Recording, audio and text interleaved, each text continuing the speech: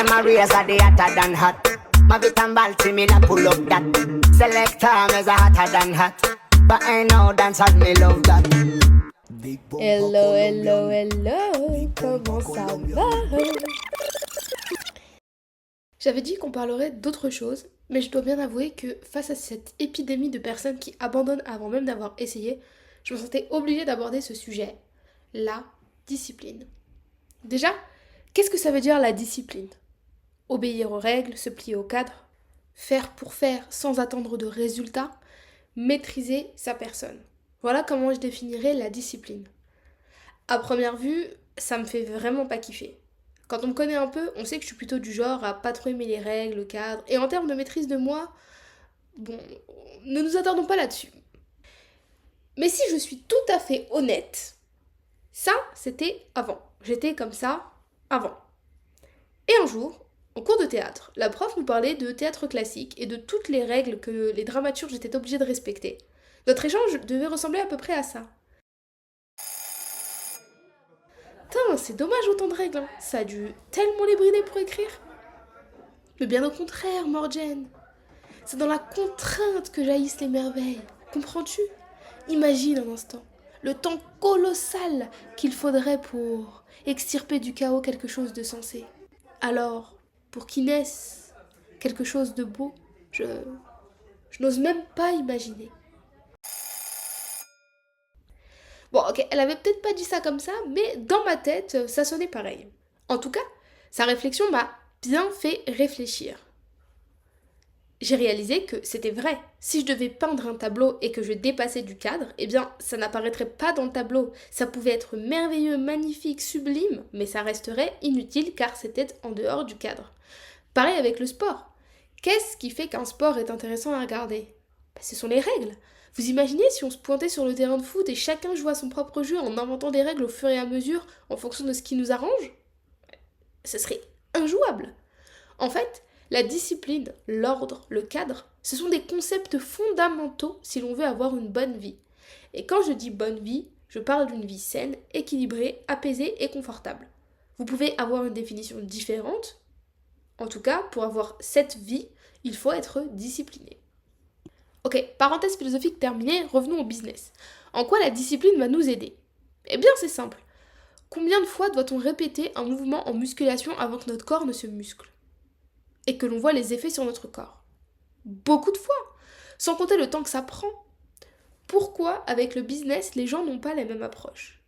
Pourquoi se disent-ils Oh, j'ai essayé une fois, ça n'a pas marché, c'est que ça marchera pas. Mais non, t'as essayé une fois, maintenant faut recommencer au moins 100. D'ailleurs, qu'est-ce qu'on entend par marcher en business? On parle d'argent, gagner de la grosse moudla, comme disent les jeunes.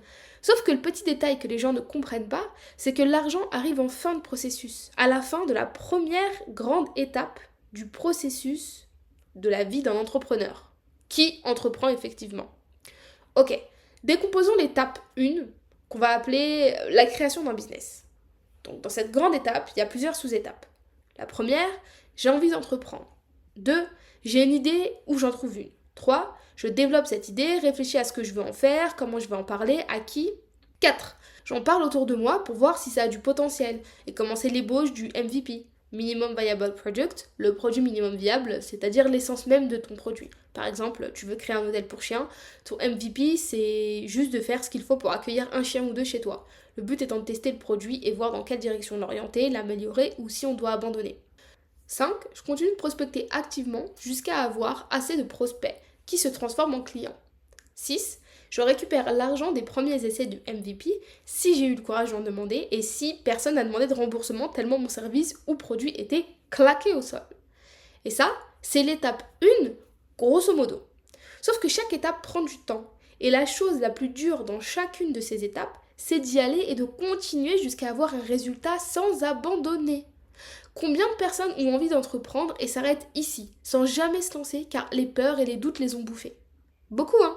Ok. Combien de personnes ont eu une idée, ont commencé à chercher comment la réaliser, puis ont abandonné parce que c'était trop dur, que l'information ne se trouvait pas facilement, qu'il y avait beaucoup d'étapes, qu'il fallait investir, qu'ils ne se faisaient pas confiance pour parier sur eux, ou tout un tas d'autres raisons que vous devez connaître aussi. ok, il y en a encore beaucoup qui abandonnent à cette étape. On est d'accord. Et en parler autour d'eux, hein? Aller vendre à ses proches ou moins proches son service ou son produit quand on est assailli de doutes. C'est pas facile. Oui, je sais, il y a énormément d'abandon à cette étape. La peur du regard, quand ça devient plus qu'une idée dans la tête, mais une chose concrète qu'il faut non seulement exposer au monde, mais aussi avoir assez de courage pour la vendre, c'est pas facile. Et on abandonne. Ok, imaginons qu'on n'abandonne pas. Continue de prospecter alors que tu te fais jeter de tous les côtés, que des tas de gens te disent qu'ils ne veulent pas acheter ou ne te répondent même pas. Ou bien qu'ils ont une idée sur comment changer ton produit, mais que chaque avis est différent. Celui ou celle qui tient à chaque étape et sur la durée, parce que ça prend pas 3 jours de faire tout ça, vous vous en doutez bien que les personnes qui tiennent, ça va payer. Un jour, on ne sait pas quand, et ça payera. La question, c'est à quel point tu es persévérant. En quoi la discipline est liée à la persévérance? Je vous entends me demander. Bien, avoir de la discipline, savoir suivre le plan quoi qu'il arrive, ça aide à être persévérant. La motivation, ça disparaît au bout d'un moment. C'est traite ce petit truc. Ça donne de l'élan, certes, mais quand ça part, que reste-t-il? Rien. Et on n'avance plus. Alors que quand on a de la discipline, motivation ou pas, on le fait. Qui a envie de se brosser les dents? Personne. Mais personne ne se pose la question. On se brosse juste les dents, c'est tout. Eh bien, ça doit être pareil dans le business. On fait, c'est tout.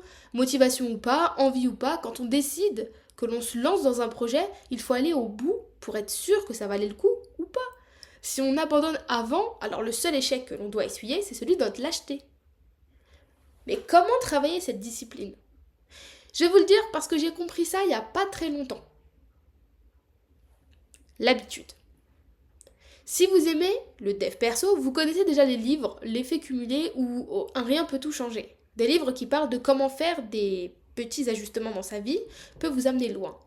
Sauf que moi, ça ne m'a pas aidé à comprendre comment vraiment implémenter la discipline. Je voyais des trucs genre faire son lit quoi qu'il arrive, faire 50 flexions après son repas, prendre des douches froides pour dire à son esprit que c'est nous le plus fort, se réveiller quelques minutes plus tôt tous les jours. Ouais. J'étais pas convaincue. J'arrivais à faire aucune de ces choses sur la durée parce qu'en fait, elles correspondaient pas à ma vie, pas à ce dont j'avais besoin et pas à ce que la discipline voulait dire pour moi. Ajouter des choses dans ma vie, déjà compliquées, c'était pas ce qu'il me fallait. Néanmoins, il y a des choses qui devaient changer pour aller mieux. Ça, c'était certain. J'ai fait la liste de toutes les choses que je devais améliorer dans ma vie. Puis, et là j'insiste bien sur ce qui va suivre, je ne regardais pas ce que je devais faire pour que ce soit bien fait ou ce que je pouvais faire dans les faits, mais bien le maximum que je puisse faire tout en étant certaine que ça tienne sur la durée. En fait, je faisais un peu le MVP de la nouvelle habitude que je voulais implémenter dans ma vie ou de ce que je faisais pas bien et que je voulais mieux faire et quel pouvait être le MVP de cette chose-là. Je vais vous donner 2 exemples. Vous allez comprendre. J'ai une copine qui a du mal à prier à temps. Les ablutions en hiver, ça la bloque. Elle a froid, elle déteste être mouillée, ça la brusque vraiment et donc elle ne fait pas ses prières à l'heure. Parfois, elle ne les fait pas du tout parce qu'elle a la flemme de les rattraper. Elle prend pas de plaisir à faire sa prière. Elle ne ressent pas une connexion particulière avec Dieu à cause de ça. Il n'y a rien qui va. Et ça, c'est depuis qu'elle prie. Donc, depuis toute sa vie, elle ne s'est jamais sentie bien dans sa prière. Et ça la pèse. Et puis un jour, elle a pris une pierre pour faire ses ablutions. Certes, c'est pour ceux qui sont dans l'incapacité de faire des ablutions normales. Mais juste faire ça, ça lui a permis de faire ses prières en temps et en heure, avec conviction. Et elle a pris goût à la prière. Et là, les puristes pourraient critiquer. Ce que je constate, c'est qu'un petit ajustement lui a permis de récupérer la prière à l'heure, enfin d'acquérir plutôt la prière à l'heure, et de le faire avec conviction. Elle a réglé son problème de discipline en faisant un ajustement. Et quand elle aura suffisamment d'entraînement, elle aura développé un amour profond et un attachement fort à cette routine, dans ce contexte faire ses prières à l'heure, avec ferveur, les ablutions seront faciles à implémenter. Parlons de sport avec moi cette fois-ci. Je dois marcher plus. Je pourrais juste enfiler mes chaussures et sortir. Sauf que non, c'est une tannée de le faire.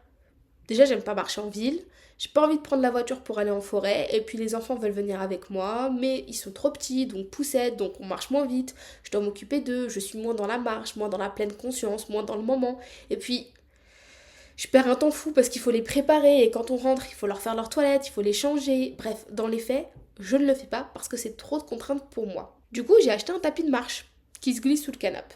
Maintenant, je peux marcher chez moi sans aucun problème. Je fais mes pas et j'ai retiré toutes les frictions. Les frictions. Si vous voulez être discipliné, apprenez d'abord à retirer les frictions sur les choses qui comptent mais que vous ne faites pas bien. Puis une fois que ça sera bien implémenté, augmentez doucement les contraintes s'il le faut. Sachez que la discipline que vous développerez dans votre vie privée impactera forcément la discipline que vous aurez dans votre vie professionnelle et inversement. Mais comment concrètement on peut être plus discipliné dans sa vie professionnelle ?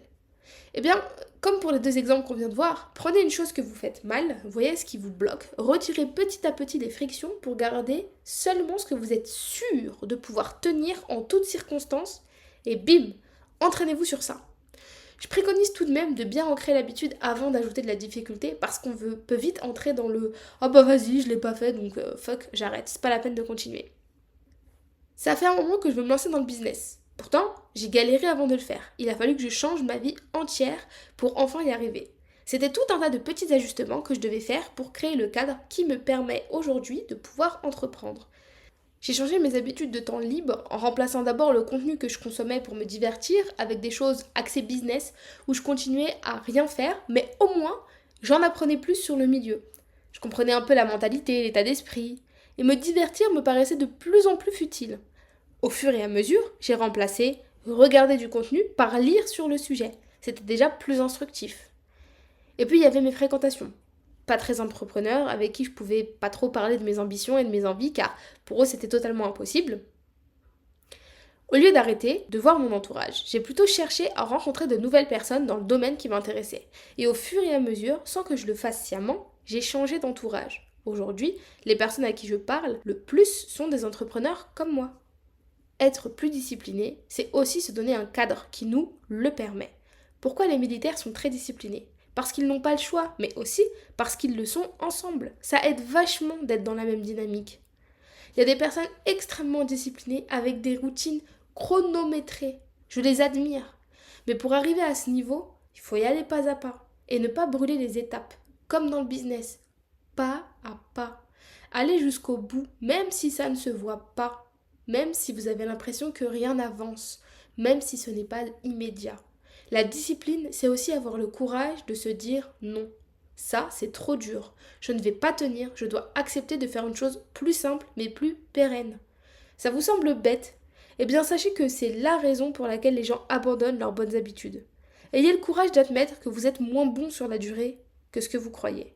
Arrêtez d'attendre le résultat immédiat. Apprenez à faire pour faire. Et prendre goût à ça. Ne cherchez pas la perfection. La discipline, ce n'est pas être parfait. Ce n'est pas faire beaucoup. Ce n'est pas se faire souffrir. Ce n'est pas s'imposer des choses dures et rester fort. La discipline, c'est avancer, même doucement, mais sans jamais s'arrêter.